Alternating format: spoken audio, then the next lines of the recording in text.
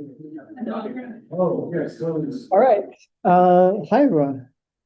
Um, so this session is going to be about Python, and it's less focused on programming Python, and it's more focused on some kind of software engineering stuff. Russ mentioned in his talk that one of the reasons he likes Python is that it supports proper software engineering. It has a lot of tooling around software engineering, and you'll learn more about these things as the week progresses. But the goal of this session is to sort of give you a sense of what goes into engineering a fully functioning library in Python, and I'll define what that exactly means in a few minutes here, or roughly what that means in just a few minutes here. For the purpose of this session, I'll assume that you program in Python, that you've written some code, maybe you've interacted with some data, that you've used maybe some scientific Python libraries like NumPy and Pandas, and that you're relatively comfortable with those things. And that's about it. That's about everything I'll assume for now. Out of curiosity, let's try a little exercise. We'll use Slack here a lot because I am not in the room with you, and it's a little hard for me to see everyone. And I would like to interact with you a little bit, even though I'm with none of you in the room. But so what I'll ask you to do is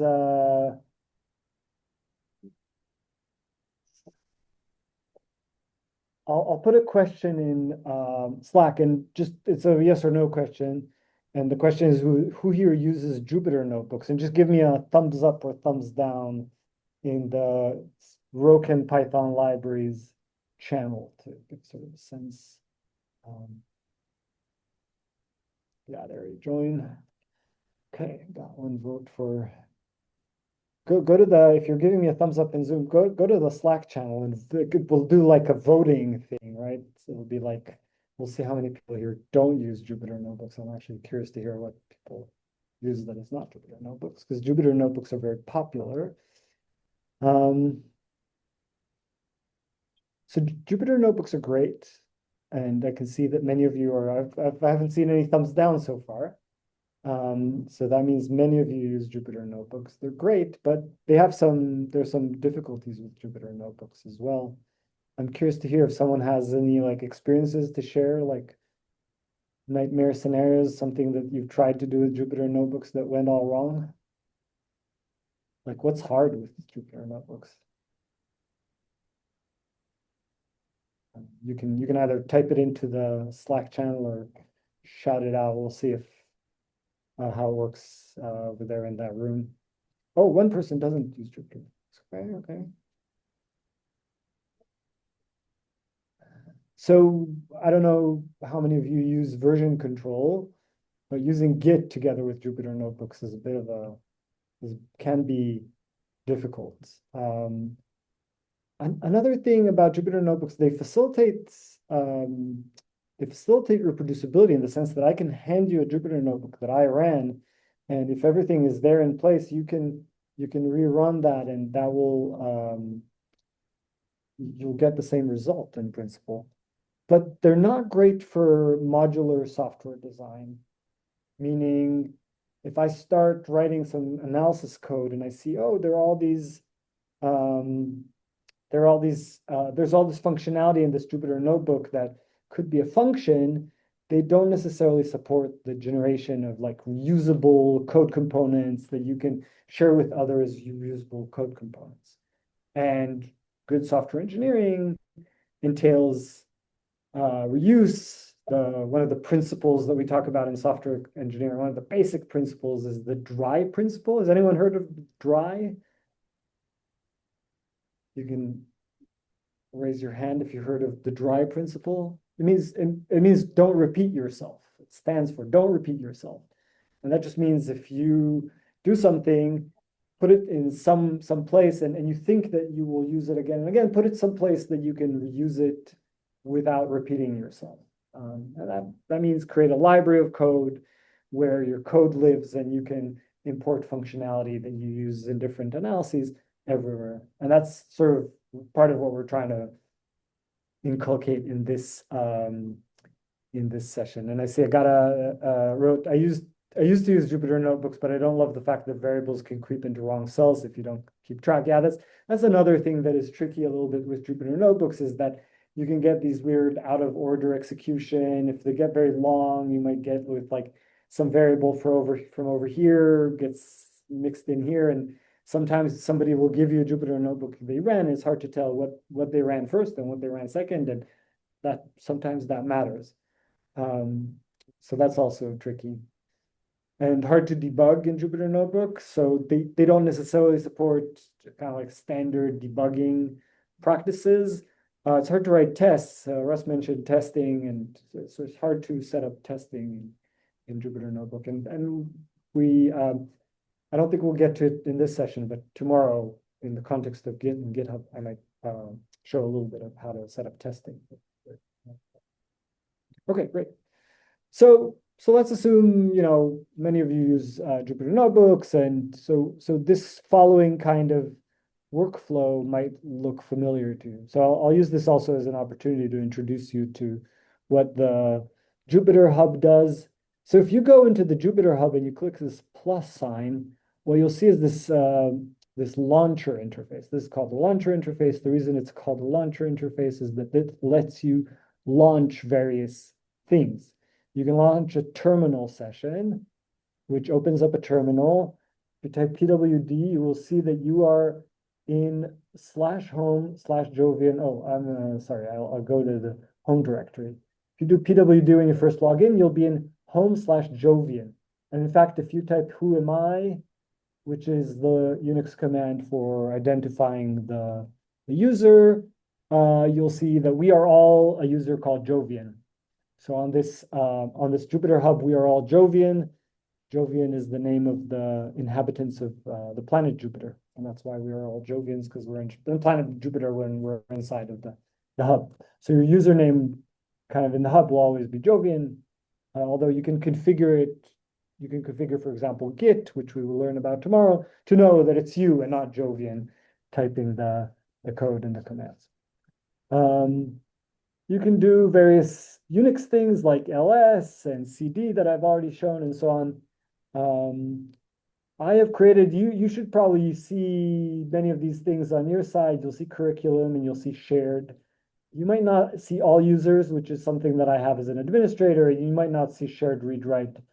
Shared is a place that we put shared resources, and we make that readable to you, but not writable. We don't want people writing inside of the shared folder because we're going to put some data in there and things that we don't want people to overwrite that. So Noah and I as admins also have a shared read write where we can also write things. So for example, for next week, if you have ideas for data sets that you want to be able to share among your group, we can place those, we can pull down those data sets into that shared read write folder so that you can see them in shared. The content is the same here and in my shared read write, it's the same. It's just I can write in this and you can't write. No one can write into the shared folder. So we have the shared folder, and then I actually created this folder called source. I often have, when I work on a machine, I will have a folder called source where I put my source code. So it's a place that when I start working on things, that's where I put my source code. I might have another directory called projects or something like that where I put my projects. So that's the terminal sessions that you can start. You can also launch a Jupyter notebook. So if you hit this button here, it will start a Jupyter notebook, and you can see it's running Python 3. And you can do things like import numpy as np and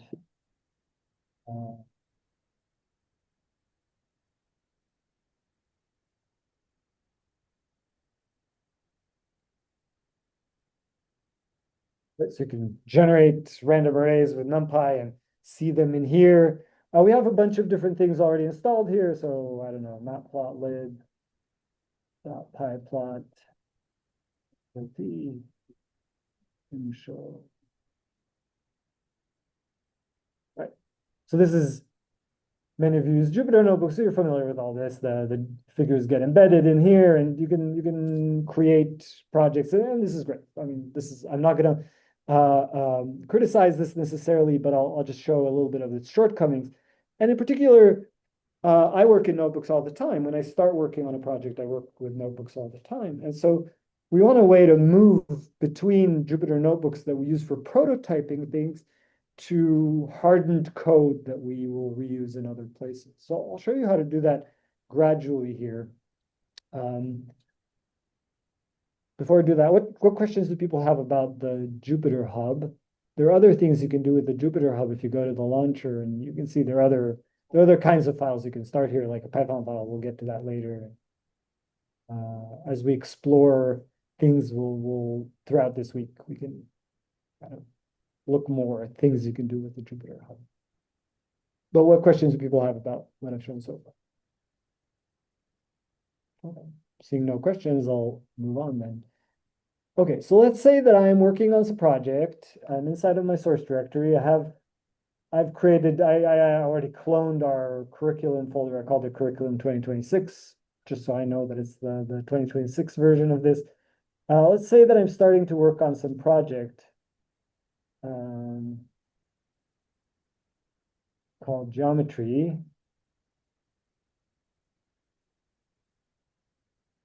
And let's say that inside of geometry, here, I have some code that I'd like to write in a Jupyter notebook. Let's say that I have something that looks like this: from math, import pi, import pandas as PD, blob data equals pd.read csv. Oh.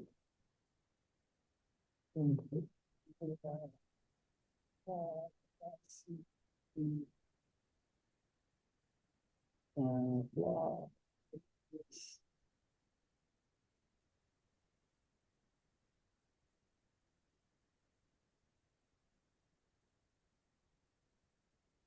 This is going to be a bit of a contrived example. This is not real, but it's just to, and there is no data here, as you can see, so it won't even really run as typed. But I'm just trying to give you a sense. This is maybe not true analysis code, but it's probably not that different from analysis code that we all write when we write notebooks.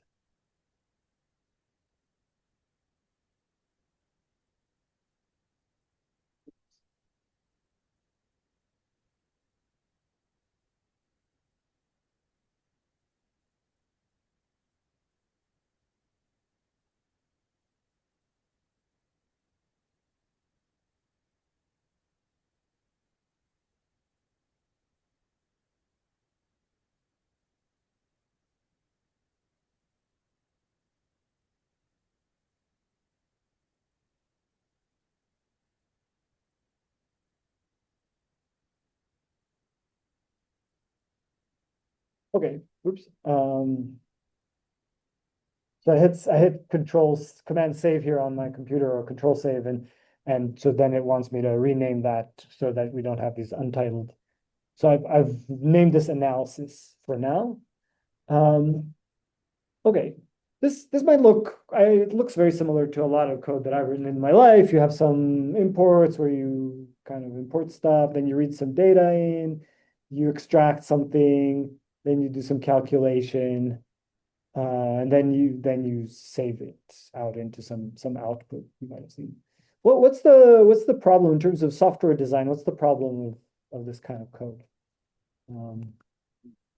Feel free to type in Slack or shout out in Zoom. I think Samantha's computer is not muted, right?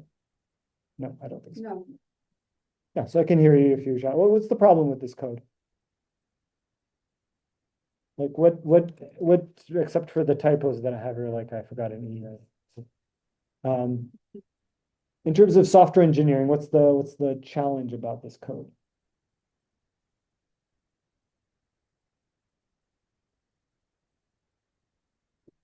folder output data may not exist. Yeah, so there might be errors here. And that's true, right? Like we know the folder input data and output data don't exist because I don't see them anywhere here.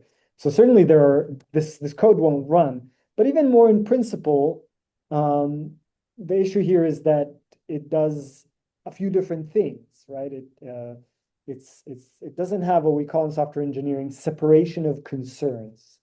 This is like a nice way of saying that it's kind of mixes together different things. There's some data input, there's some data output. So there's some interactions with the file system to read data and write data. And then there's some extraction code here.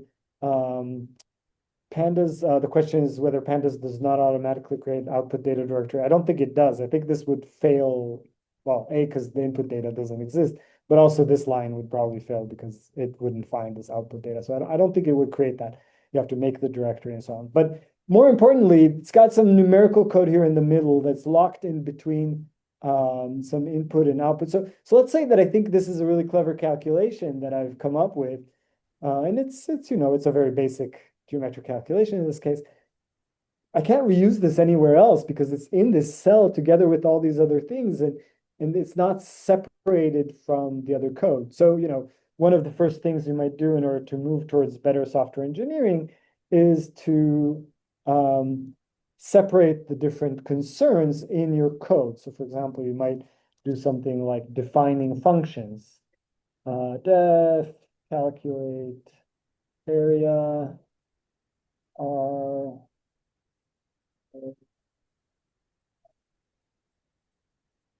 times R square, term.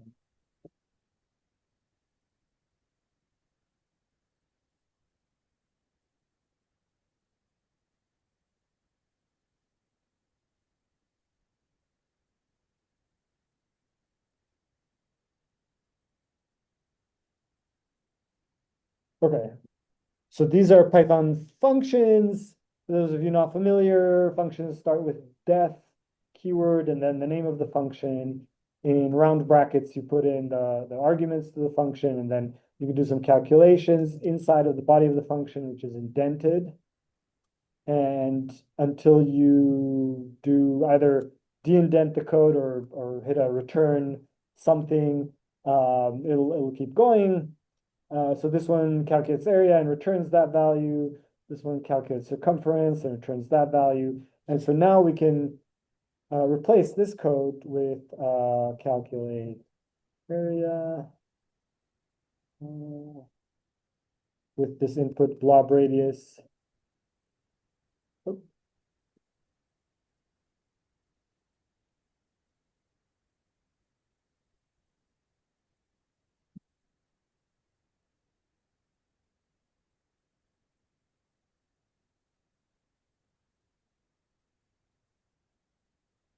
Okay, and this is, in some sense, this is already an improvement, and that's because we have separated the numerical code here from the data transformations, or kind of like data reading and writing. So we're already starting to separate concerns a little bit, and maybe we can even, to make that clear, we will sometimes split the cell here. So there's a cell up here with function definitions, and there's a cell down here with the calculations themselves.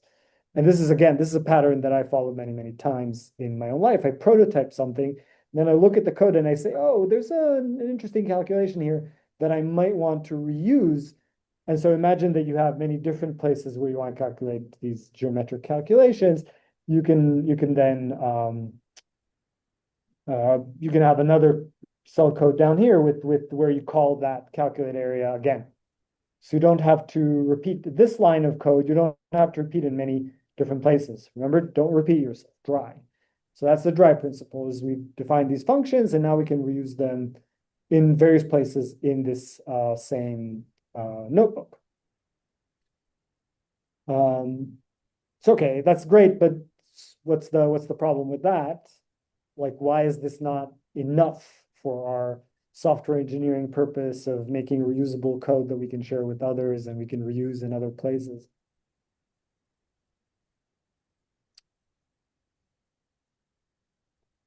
Well, the problem is these functions are locked inside this notebook now, and they can only be used in this notebook. So if I work on some other notebook in the same project, for example, I would have to copy these functions into that other notebook. And let's say that I found that there's some error in one of these functions. I would have to go and find all the places where I copied that function, and I would have to go and correct that error in all these different places. And for that, I need to keep track of all the places where I put this code. So this also does not really satisfy the purpose of reusable code that I can easily share with others and reuse in different contexts. So in the next step, what we're going to do, and again, this is something that I do all the time in projects that I work in, is that I create another kind of file next to this notebook, and that file is going to be a Python file. In many of my projects, this Python file is called I call it tools.py, or I don't know, functions.py. And that's because this is going to be a tools library or a functions library that I'm going to reuse in many different notebooks within this same within the same project. So having done that, maybe I take out these functions from here, and I copy them in here. So now I have a separate file that has these function definitions. And to make this a little bit nicer, I'm going to also add some documentation to each one of them.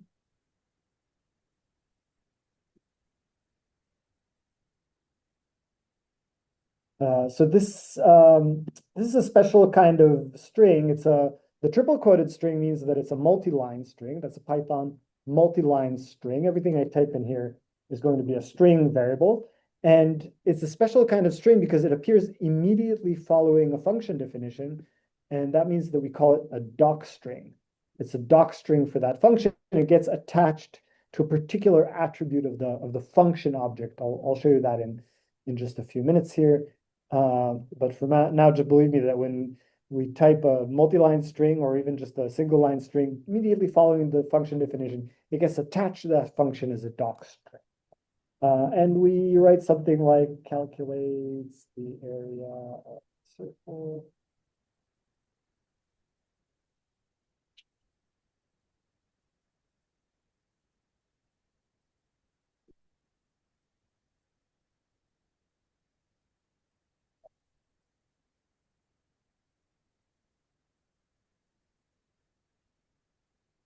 Oh, there it is.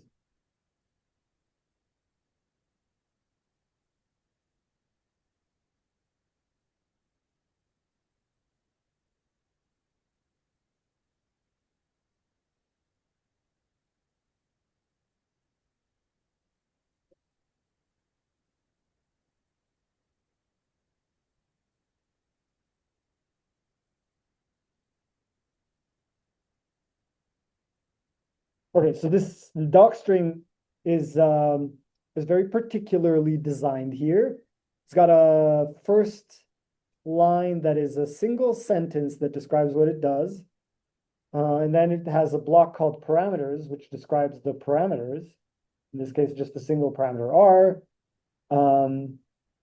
This follows a very particular kind of format. It's the NumPy docstring format. So NumPy doc standard. This follows very specifically this style guide that was written for the NumPy library, but is followed by many, many, many of the libraries in the Python scientific computing ecosystem. So you can see it's exactly this. There's a short summary, there could be a deprecation, then there are parameters and so on. You'll see that many of the features of this are really similar here. And it's important to follow these features because this makes it easier for other people to read your code when they see it, but it also makes it easier for automated documentation systems. So for example, the fact that there is a space before and after this colon here is not a coincidence. If you did maybe more naturally like this, you'd get weird formatting errors when you put this through automated documentation systems that can turn your code into documentation, including in websites and in PDF and so on. So we try to follow this very, very meticulously. Again, um, the line that has these dashes under the parameters is kind of like an underline, and under the returns, and it has to be called returns with capital R and so on. So the format is pretty important. It's the convention to write parameters with sort of description. If this is, because this can be numeric, it can be both an array, it can be a series from a pandas data frame, it can be a single number. All of those would work. This is defined as numerical, not like float or int or something. It can be both a scalar and an array. So we call it numerical. And then after that, there's sort of a description and a few words of what that is and so on. So this formatting of the doc string is quite important. And you can do, I'll leave it as an exercise for the reader. You can add that here as well. And XXX is something that I always write when I have like parts of code or text that need to be filled in. I put in this XXX to remind myself that that still needs to be done. So we're not going to do that right now. But instead, what we're going to see is how do we, now that we've written this tools library, how do we use it in our analysis workflow, right? So now I've defined the tools in here, and in principle, at least I don't need to define them again here. Instead, what I can do, and in fact, I don't need this pi anymore because it's already here and it's being used here. So now I can take it out here. It's never mentioned here, so I'm good. And what I can add into my notebook here now is I can do import or from tools import calculate radius calculate. Okay. And this should wait, did I misspell that? Calculate area, calculate circ. Did I mistype something? I'm confused. Should make sure then.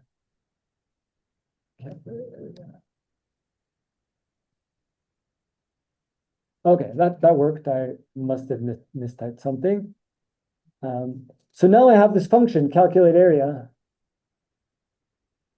is part of my namespace. It's in here.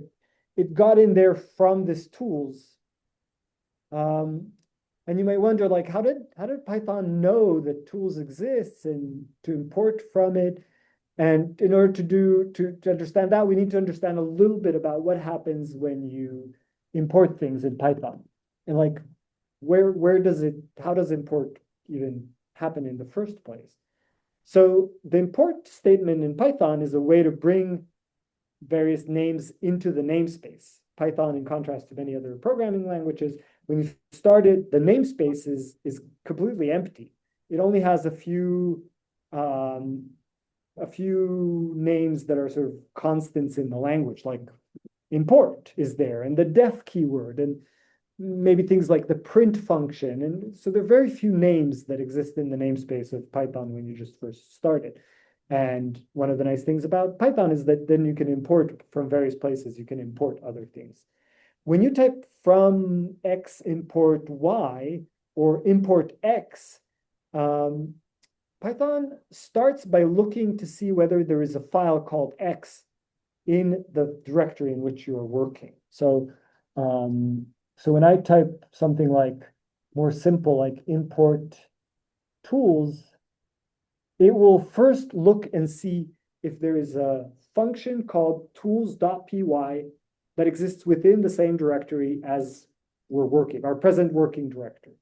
And because there is a file called tools.py that I've created, it will be able to import that tools and everything, all the names that are defined in here, all the variables that are defined in here, in this case, the two functions that are defined in here, will get included in this tools namespace. So tools now has tools.calculate area is is a function inside of that namespace, right? And tools dot calculate. And now I'm going to do something Jupyter-y. You might have seen this. If I hit tab, it'll show me all the names that are available to me. And if I add in here more names, it'll make those names available here as well. Also, for example, if I add, I don't know,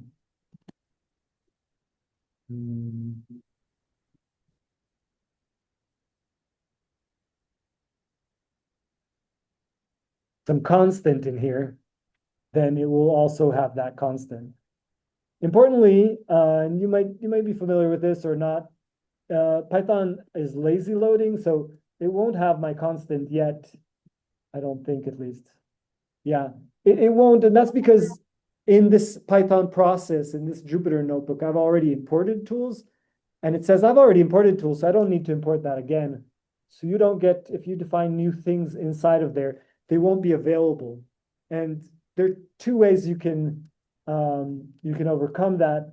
One is to bring in from import, or it's implib, import reload. No, it's not called implib, it's called import lib. Sorry. Yeah, from import, and then you can reload it. And this is quite useful if you're working on some code in this kind of interactive fashion, being able to reload the module. And now the constant does exist. So when I first imported it, it brought in all the names that were there when I did that import, and those were just the two functions. Then I added one more name, that constant, another variable into the namespace defined in that tools function or that tools file, and I imported it again.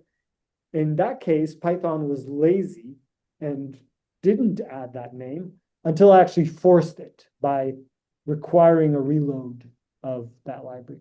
Another way, if you don't want to do this, is to restart the kernel. So you can restart the kernel, and then when you import tools, you'll see this will be the first time that it imports it. Oh, it's a little slow there, and now it will have, all three of those names. Even if I comment out this reload operation, it will have calculate area, calculate circ, and calculate and tools.const as well. So those I can trigger a fresh import either by reloading or by restarting the kernel in this notebook. And now I'm in a new Python process, and it hasn't imported it yet in this Python process, so this import gets triggered. Okay, one thing to know now, like assuming we did that, is that now we have a function that is nicely documented, and we can see the doc string of this. If we type in Jupyter question mark, it will show us the signature of the function, but also the doc string. So we get documentation of the function here. And it's a good idea to document your function, both for, if you share these tools with other people, you want them to be able to understand what the code does, but also for yourself, in the future, if you write nice documentation, nice doc strings, you'll be able to better understand what it is that you did. And on the way to creating a Python library here that's reshareable, it's nice to create this documentation so that down the line you can use other tools in order to take this documentation and turn it into documentation for the library or package. So this is how the doc string appears when you're in Jupyter. Okay, let me pause here and see what questions you have so far.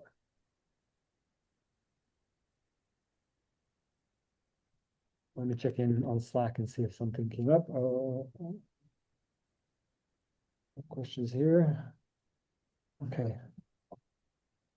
All right, if everything clear, then we can move on a little bit here.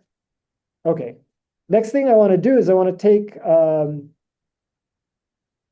you can think of this as a module now. This is a module. What is a module? A module is a collection of functions that can be reused. It's called a module because it's modular in the sense that it's made out of components that can be combined in various ways I can import these functions into this notebook, but importantly, I can, if I have this one notebook analysis.ipynb and I add another notebook here, a new notebook, I can do import tools here as well, and I would have the same functions slowly, but surely I would have the same functions here as well. Oh, very slowly. Oh, it wants me to rename that. Let's call it analysis 2.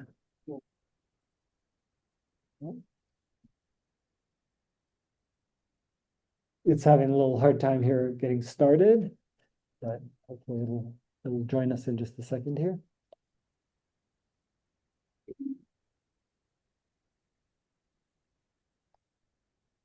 Can I ask a really stupid question? No such thing, but go ahead.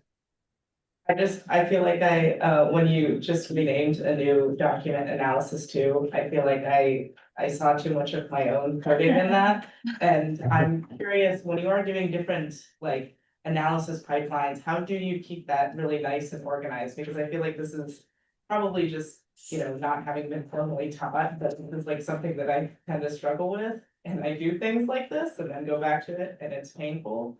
Is there like a recommended way to like keep all of your files organized, not just when you have, obviously like in some ways you might have like a main analysis notebook and then other things that are, you're importing libraries and things like that you're doing. But in other situations, when you do like exploratory analysis, how do you like keep that organized if you're going a lot of different routes? Yeah, I'll say, I mean, I think there's a tension here because you want to be able, I think notebooks, my philosophy is like notebooks should be cheap. You shouldn't be like analysis should be cheap, right? You should have as few barriers to getting started in like analyzing things and starting to understand what's going on with your data. The barrier should be really, really low. So I don't want like a heavy-handed system where you have to like plug in things into some complicated thing. I want you to be able to start a notebook and dive right in, right? Or I want to be able to start a notebook and dive right in. That said, my only tip here is such as it is to use uh, today's date as an organizing. So, maybe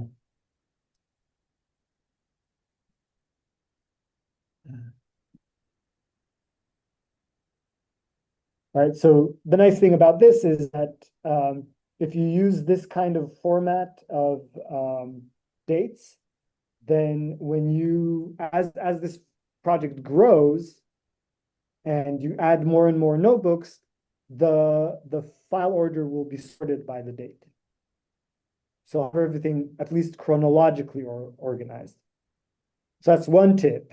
The other tip is to aggressively move your code into functions like modules like this tool library and libraries. So kind of like upstream as much as possible things that are reusable in different contexts.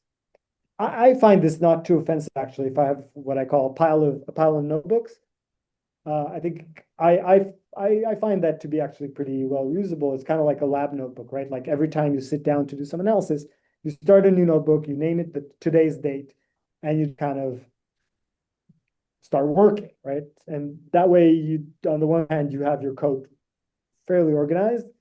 On the other hand, you have minimal barrier to get started. We really don't want barriers to getting started. Does that answer the question? Do you ever just like, I don't know, go to the top of the document after you're finished for the day and like put a summary in like a doc string, or is that kind of like useless? Sorry, could you repeat that?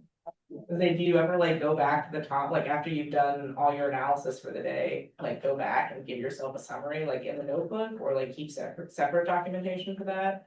Because Yeah, no, I do. I do sometimes use you can if after you're done doing this thing, maybe you can add like another notebooks. Oh, why is everything here stuck now? Oh, here. Notebooks also let you can designate this to be like a markdown cell. You're probably familiar with this. Oops.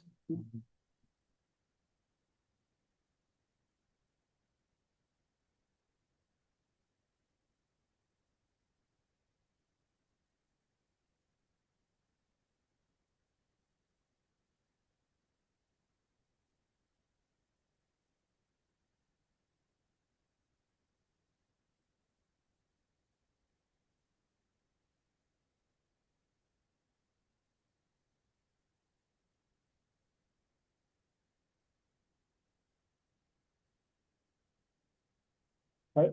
So, math gets rendered. If it's enclosed in dollars, then it gets rendered with LaTeX. And then you have little notes here in between. So you can do that. And I've done a lot of that in the past as well, where you write little notes in between. And then if you come back to this months, years later, you can kind of make sense of this. I look back at, like, I've done at this point many projects where I have like piles of notebooks like this, and I go back and look at them. I just looked back at a notebook that I wrote in 2012 or so. That's still there.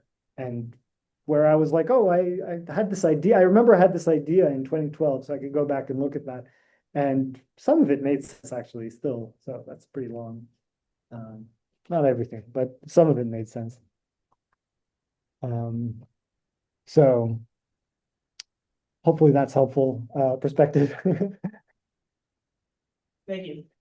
Yeah, and then, like I said, if you want things to be reusable, you have to sort of move it up the stream into first a module of tools, and then kind of our next step here, which is to move from a module to what we call a package. So a package will be somewhere where we organize maybe one or more modules together. So let's look and see what that looks like. To do that, I will add here another directory. I will call it, let's call it geometry 2. And then we'll go in here, and in here we will add a file. Sorry, I need to move some stuff out of the way. Right here. I will add a file, and I will name this file __init__.py.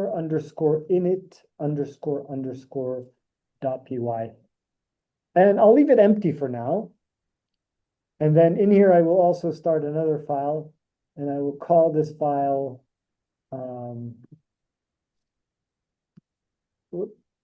circle. Okay. So imagine that you are working on some project where you're going to do some geometric calculations like we did before, and you're only getting started with this. So you created a module called circle into which all your geometric calculations related to circles will go in.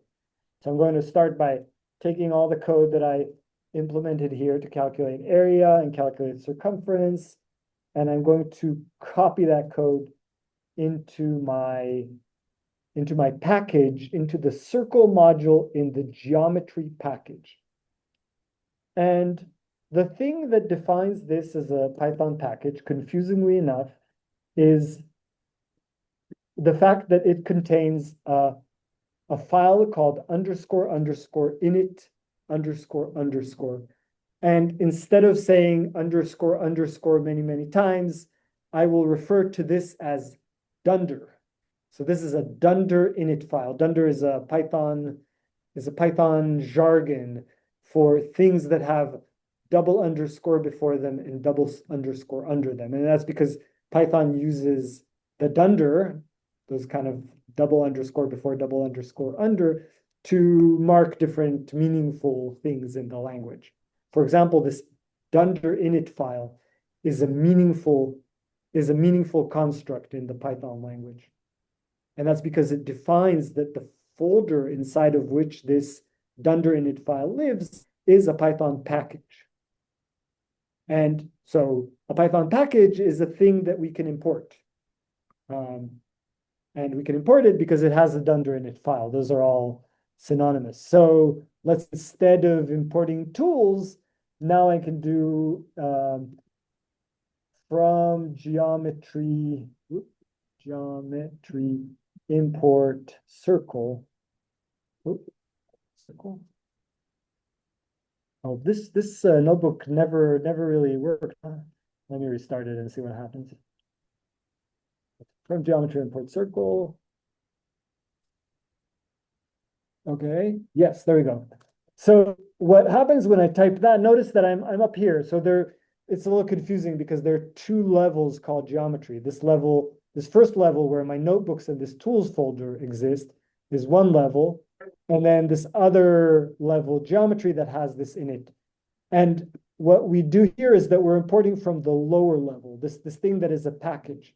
From geometry import circle, and now I can do circle dot calculate area, for example, and it calculates the area of a circle with a radius of 1 in this case. Okay, so what happened here is that it saw a package, it saw a folder that had a dunder init file in it, and it said, I can import from that. And it saw it because it's sitting right next to it, right? It's again, the way that this works is Python, when you type import, the first thing it'll do is it'll look for a file called x.python in the folder in which you're working. The next thing that it will look for is a folder called x that contains the dunder init file in it. And then after that, it'll look in other places, which we'll get to later. So you can include, so you can include inside of your project, you can include a package. And you can imagine that inside of this geometry, you might have, like in the future, you might add squares and I don't know, volumes and all kinds of other geometric calculations, right? So you have your code will be modular in the sense that there will be different modules that do different things. And maybe they share some common code as well, which will be in some shared utilities library inside of here. So you could start building your Python library here, or your Python package with lots of different components in here. And in fact, you can add, I don't know, you can add a folder in here, call it utils, and this one can even have just to complicate your life a little bit. Whoops, not a notebook. I don't want a notebook at all here. Let me delete that one. But instead, it can have Python file here called dunder init as well. So we have geometry, which is a package, and it has a sub package called utils, which is also a package. So you can import from geometry.utils, import whatever is implemented in here. Okay. What questions do people have at this point about this structure? Okay. Well, What? things, the init Sorry. file. Can you hear me? I can hear you, yeah. So it's empty, but it still has a power. But like, what would you put inside it? Ah, Or is it good always question. empty? Yeah, that's a good question in the sense that was exactly what I was gonna get to. Init file, you're kind of looking at it thinking, well, is it just an empty marker that this thing is a package? And the answer is no. In fact, this code gets run every time that you import the package. So you can, for example, you can define a constant in here. You've seen this one before. And then if you do something like import geometry at the top, if I type import geometry, this will trigger a run of the init file. And in fact, it will populate another namespace in here, geometry, for example.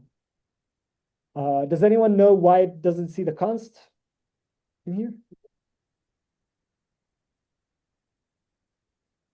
This is something I mentioned before. It's being lazy and it's not actually re-importing this unless I force it to do that. I can do that by restarting the kernel now. Because it already imported it. Remember, it already imported it here. So now if I restart the kernel, we'll have this constant defined in here. So names that are defined inside of the init file, inside of this init file, this is the lower level.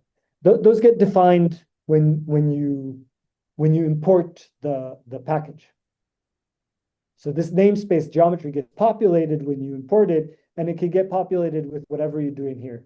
Now, you don't want to do too much in here, right? You don't want to do massive calculations in here because then importing the package will take time every time, right? So it's about defining maybe package constants. You can also do something if you want to elevate names from inside the package. You could do something like this: from dot circle import calculate area calculate circ like this. And then again, if I restart this kernel so that I get another import, now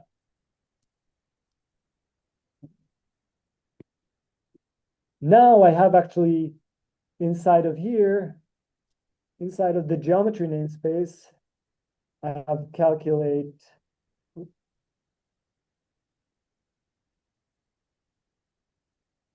right? The function got elevated into the general namespace. This is a kind of very special kind of import. It's called a local import.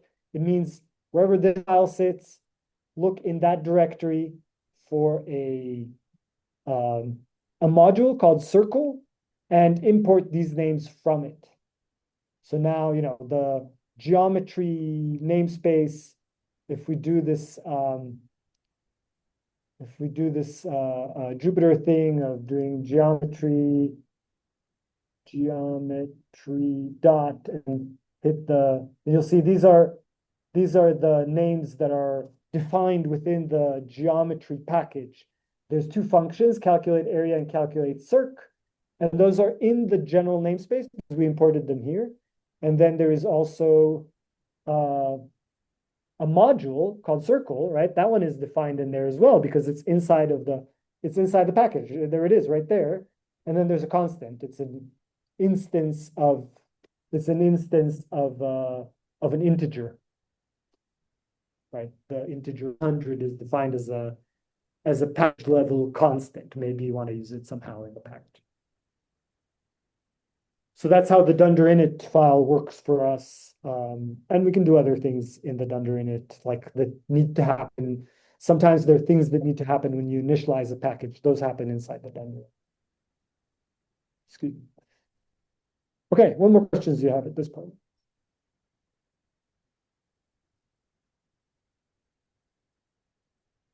Okay, so we're ready to go to sort of the next level here, which is we've started creating a notebook with some functions in it. Then we took those functions and we put it in a library of tools that we call tools.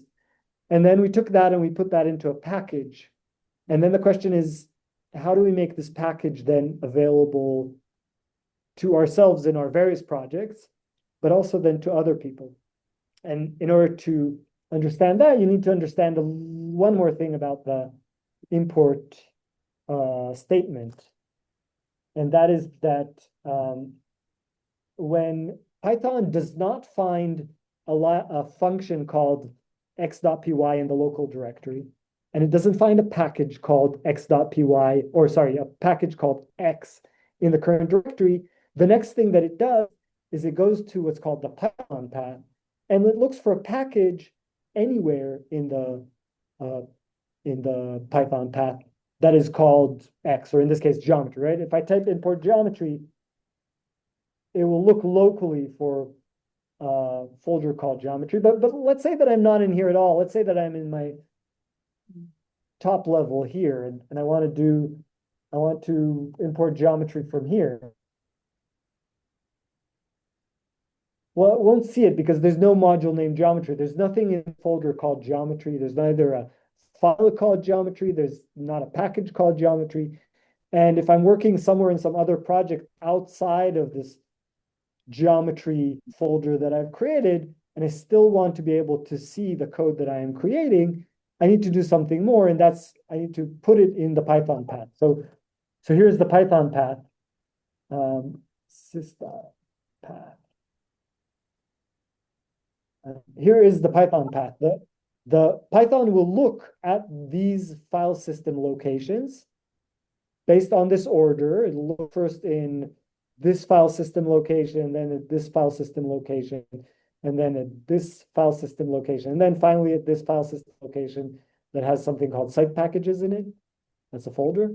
And if it finds a package named, for example, geometry that has been copied into one of these locations, then it will import from there. It will import it from there, and it'll do that in that order. So if it finds something inside of this libdynload that's called geometry, it'll import that one. But if it doesn't find in any of them and it finds it inside of site packages, that's where it'll import it from.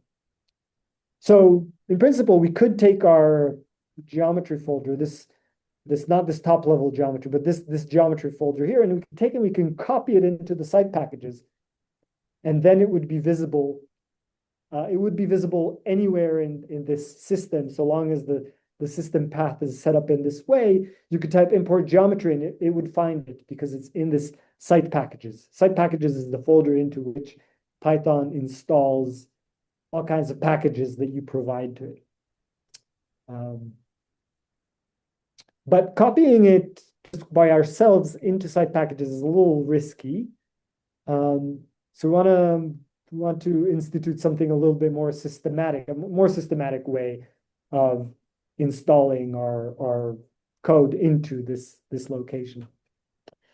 So what we're going to do is we're going to use a machinery that Python has. Python has, as Russ mentioned, Python has this kind of software engineering machinery. One of the pieces of this software engineering machinery is a library called setup tools.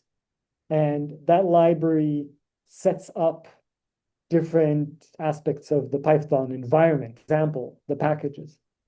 So we're going to use setup tools in order to install this package properly, the right way. And that's done by adding a few more elements here. We'll start with the first element. The first element is going to be a text file. Here. A text file called sorry, I'm saving that. Save that as pyproject.toml. So it uses a format called toml, and it's a PyProject file. This is a convention that is followed in many different Python projects. This kind of the contemporary standard for describing Python libraries. So it's called pyproject.toml. Toml is a format for text that is like a markup language. I think it stands for Tom's. I forget what the O's. Tom's something markup language. Tom's obscure markup language. Tom's.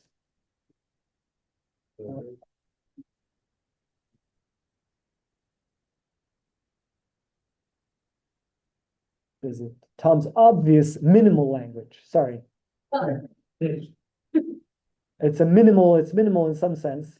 And it looks a lot like Python dictionary. It has keys, build system requires. So it has these sections.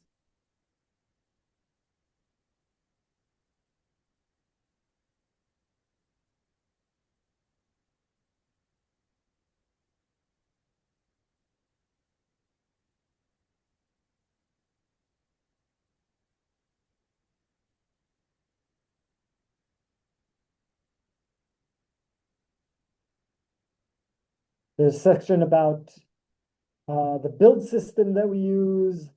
There's a section about the project.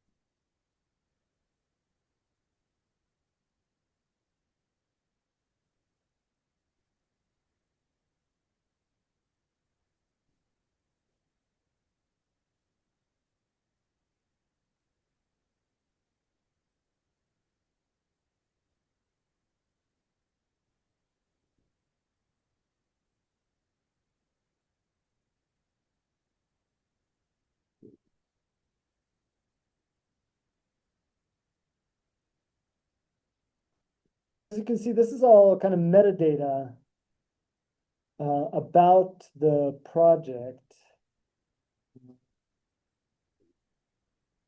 It describes things like the dependencies in terms of the Python version that is required, in terms of other libraries that are required. Maybe you put in here, I don't know, NumPy as well. You can put a list of the dependencies. So this is really important because it tells the Python installation machinery and setup tools, if you want to install this library, you need to install these other libraries first. You need to make sure that the system has these other libraries first. And I'll go into more detail on all this once I'm done putting it in here. That's actually enough for now. I can show you more things you can put in here. Oh, we actually need this.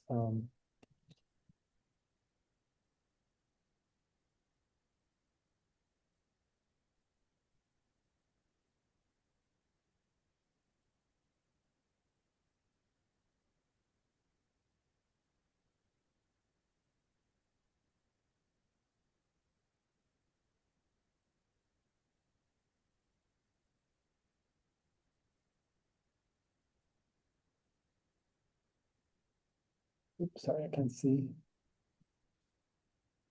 And then we'll exclude some pattern too.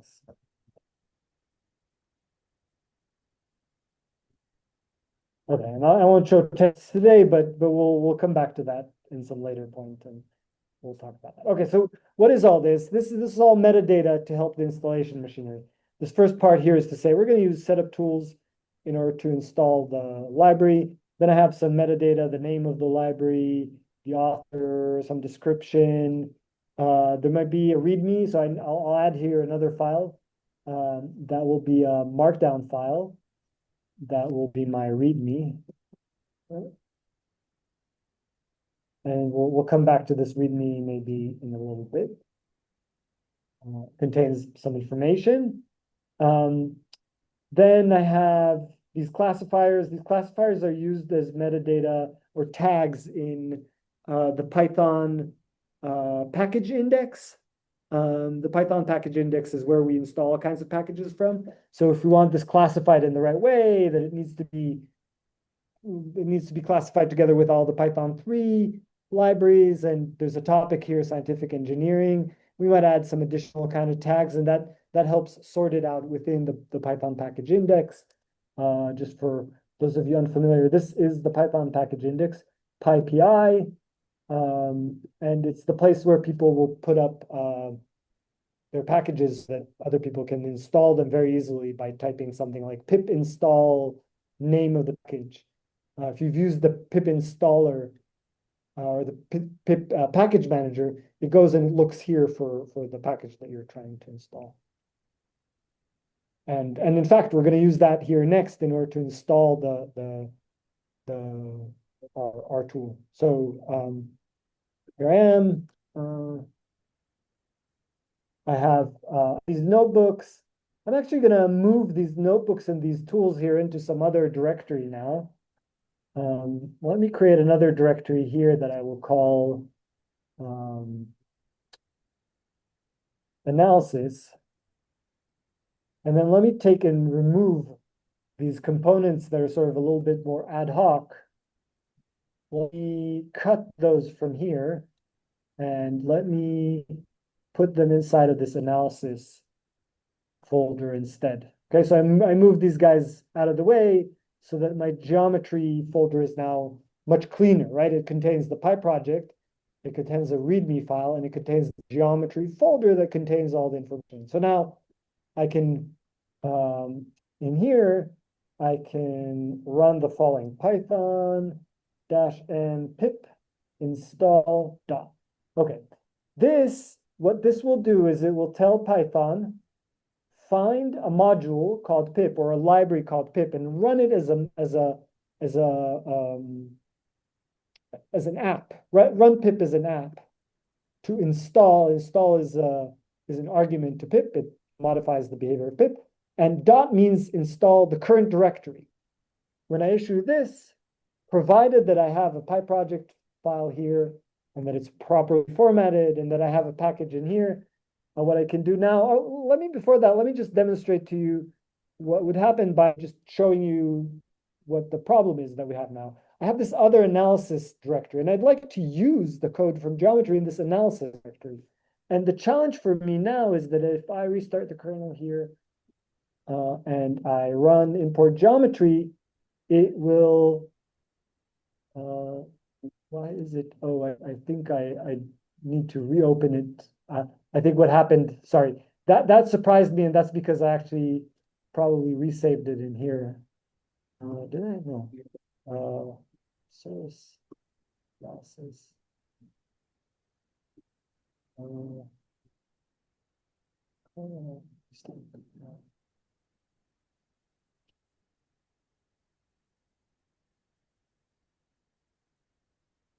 I'm surprised. Where are we getting geometry from? Did I install geometry somewhere else? So if you want to know where geometry is coming from, you can always do this. It's seeing that. That surprises me a lot that it's actually seeing that. I'm going to ask it where it's working. Oh, it's working inside of this. For some reason, it's still inside of that directory. But let's change the directory to home Jovian source analysis. Sorry, this is a little awkward, but I'm just trying to make sure that we're not in the same location. That's because most of the time we won't be in the same location. So now restart kernel, start now making sure that I'm in this other analysis directory. Or if I create another new notebook in here even, let's say that I have a new notebook and it's called 20260713 analysis 3. Import geometry from that one. Right, so it can't find that because there's nothing called geometry here, and there's nothing called geometry installed system-wide. But if I run this code now, then it will go and it will install the build dependent. Oh, it had some issue. What was the problem? It had some, I think I must have mistyped something inside of my geometry.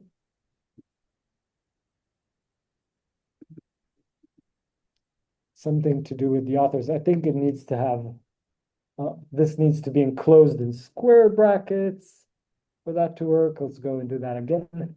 Whoops, I'm running again the same pip installation. No, I had some problem here. Project must not contain requires Python.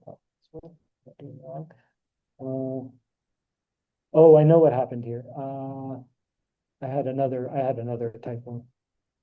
Requires dash Python. Let's see if it works now.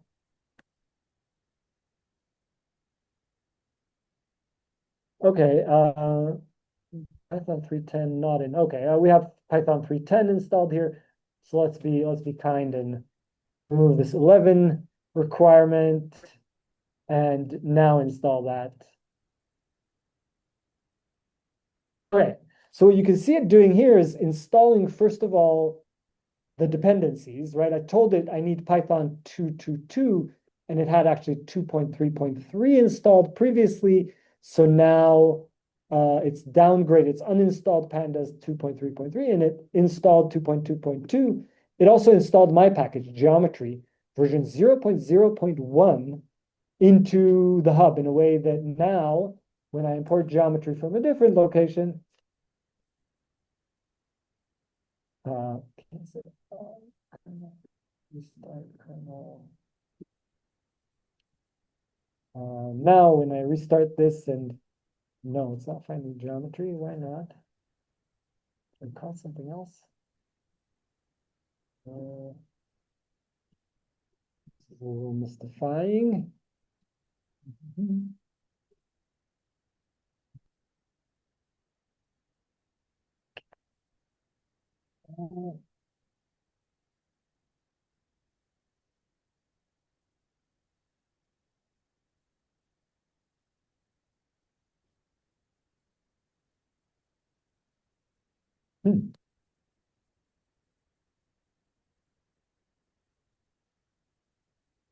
Well, maybe something about different versions of Python. Sorry, I should have tested this before. This did work in previous attempts.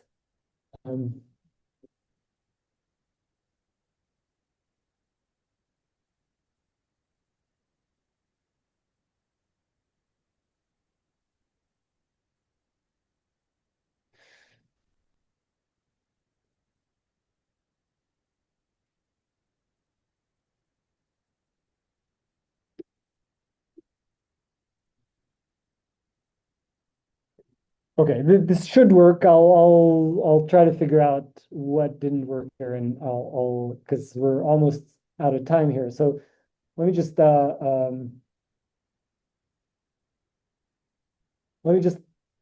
talk about a few other things, and then I'll try to sort out why this didn't work later offline and tell you. But I'll just point out a few other components that you could put in here that could make this more usable. I mean, in the end, when we sort this out, this should geometry and make geometry available to you everywhere on this machine is kind of the goal here. And I'll figure out why this doesn't work here. It's something about the setup here that I don't entirely understand off the cuff. But let me pause here and see what questions you have at this point about this kind of structure that we have here now, where we have PyProject and we have inside of there, we have this package and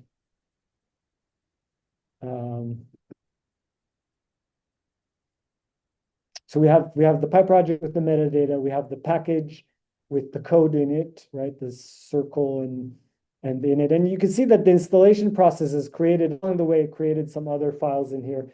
While it's installing this, it's creating these egg files and it's creating some file called build where it's creating a distribution. All this is part of the process of installing the package onto the machine.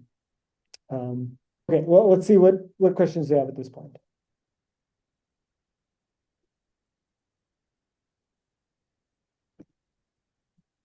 I'm going to do a thing here while you're thinking up questions. I'm going to do a thing where I basically replace all this with a pre-canned version of this cooking show style, because I'm worried that I made some mistake here.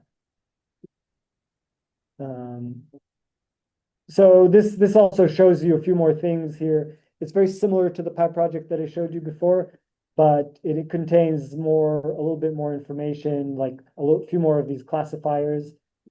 And then it includes this project URLs, which is a way to tell people about where they might find this. So we'll talk about Git and GitHub tomorrow. So you'll hear a little bit more about these URLs. And then it contains this version string as well. The README file is a place for you to write information for other people and for yourself about what this does.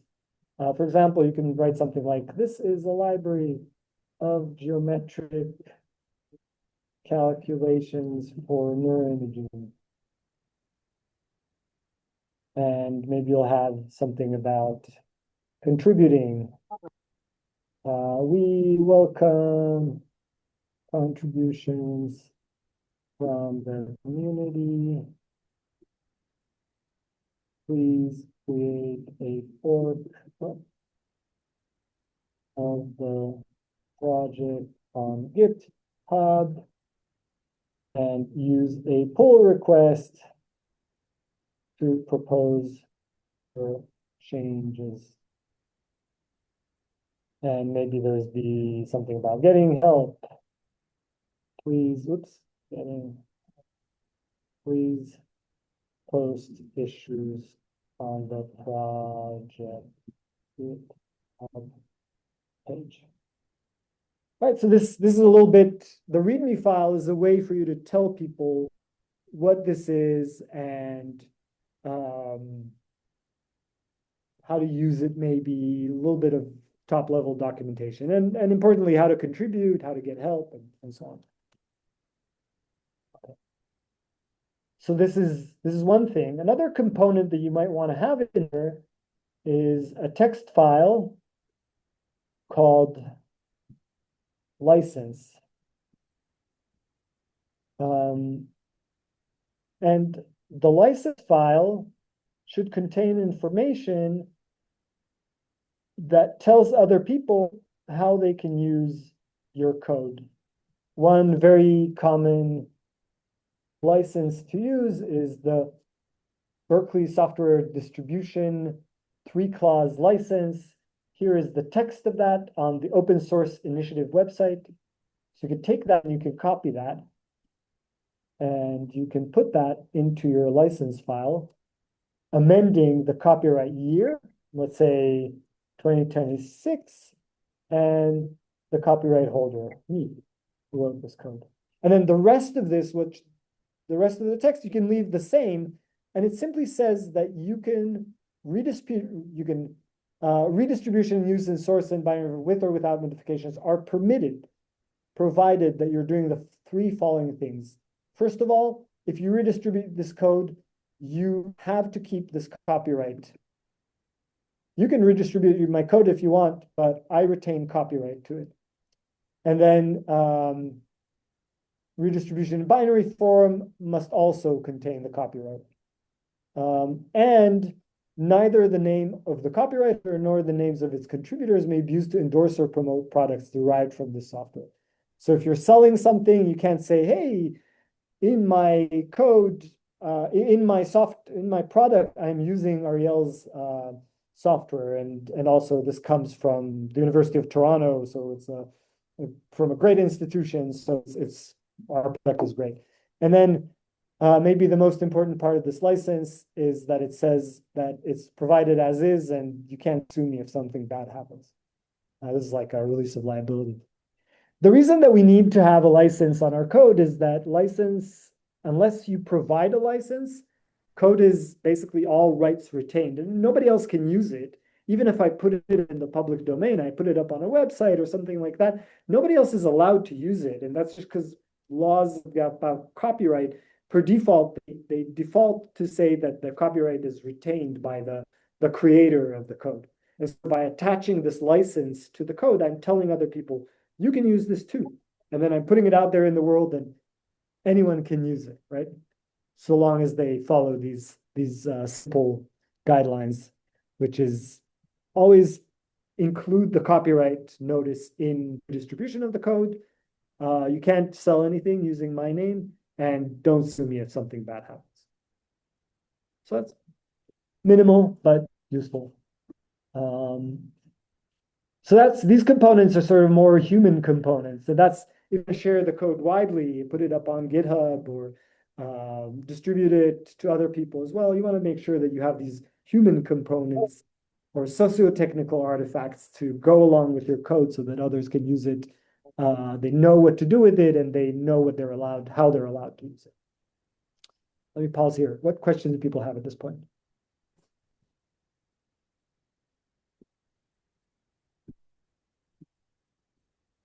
Okay, let me try this piece of magic here one more time. CD source geometry, and then I thought pip is, oh, does it do? Okay, well, let me see if it works this time, because I think there was actually a component that was necessary that was missing. So this didn't work before, and it still doesn't work. I'm not sure why, actually. Okay, I failed my little cooking show. Oh, wait. Ah, this is more promising. No.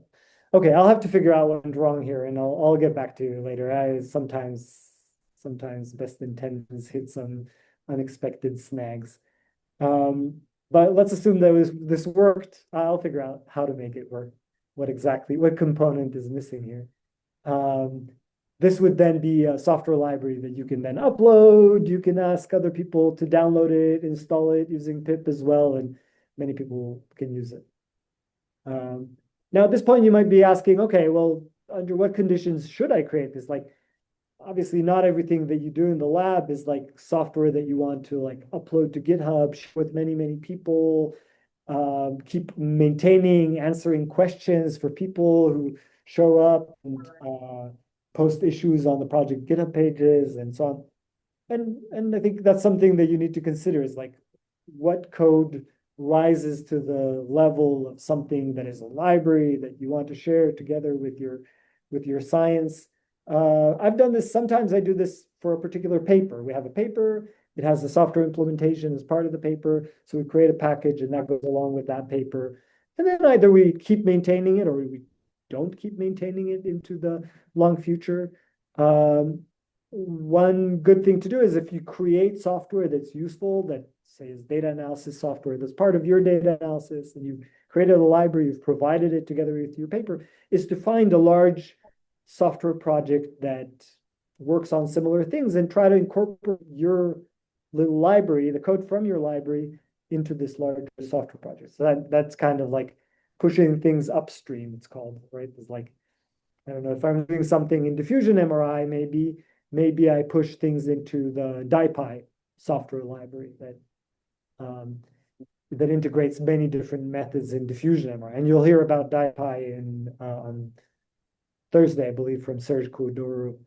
So that's a library that collects together many different methods in diffusion MRI. And if I work on a small library that does something diffusion MRI related, maybe I push that code upstream into DiPi. If I'm doing something in machine learning, maybe I will push it up into NeLearn or scikit-learn, and you'll hear about NeLearn, which is a machine learning library in Python for neuroimaging later this week as well. So there's always you might always want to push it into a larger context where more people can help you maintain it, and it gets more traction and it gets incorporated into a larger context. Okay, let me pause here. What questions do people have at this point?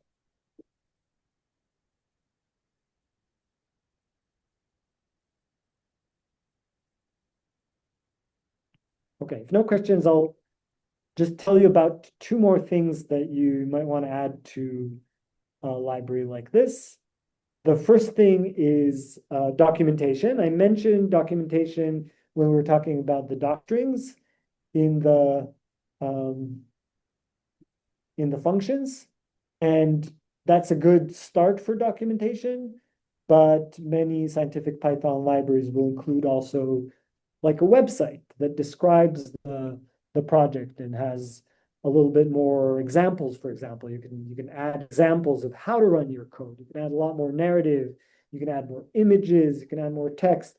And one of the systems that you can use in order to do that is called Sphinx. Sphinx is a Python library that creates documentation out of Python code. It was originally written to document the Python language itself.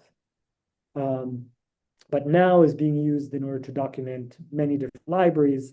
And the way that that's usually done is by adding at this top level here, an additional directory, also that called docs, and then starting documentation inside of here. So we won't do that right now, but you can build the documentation inside of here and you can tell it, go to this library, pull out all the doc strings, render them nicely into website, and then you get a website. I don't know, DiPi is a good example. Here's the documentation for DiPi, which is all built out of the code of DiPi. includes things like tutorials, detailed tutorials, how to do some pre-processing and so on. All this is built from the source code of the library. So that's one thing that you might want to do, and you can do that. Again, you have your package your package directory in here. You put some docs next to it. Another thing you might want to do is to add tests. And that's something we'll talk about that a little bit tomorrow in the context of Git and GitHub and collaboration and so on. This is a place where you will add some code that tests your code. This is something Russ talked about also earlier today, is that you want some code that runs your code and checks that the code is doing the right thing. So inside of a test directory, you can add maybe some more code that runs your code and tests it. Again, this is something we'll come back to tomorrow when we talk about Git and GitHub. I'll kind of demonstrate that. So those are other components that you can add to code that you're publishing. Okay, and we're almost at time. What questions do people have at this point?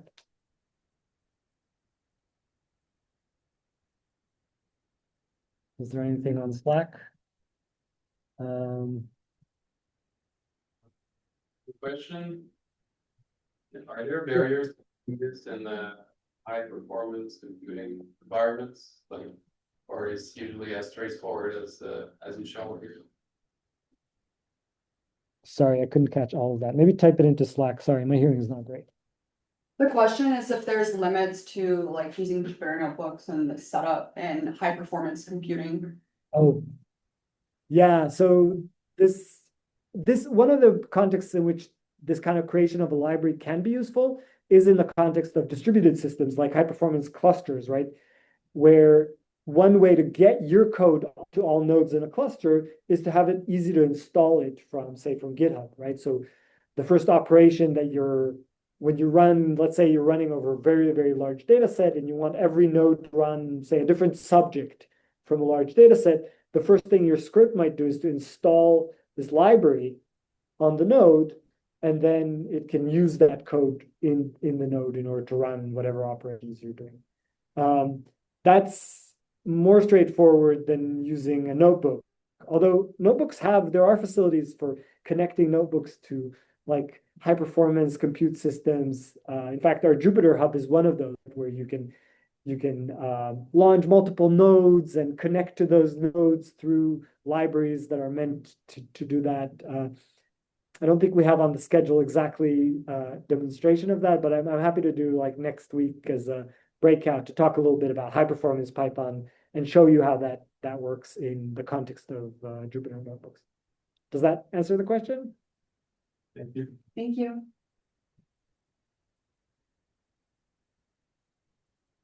What other questions do people have? All right, if no more questions, I'll go debug that and I'll send to this channel, like when I figured it out, I'll send you a solution to this challenge of installing things that didn't work. And we will, I think, resume in half an hour in the Alder auditorium with the next session. So I'll see you soon. Thank you.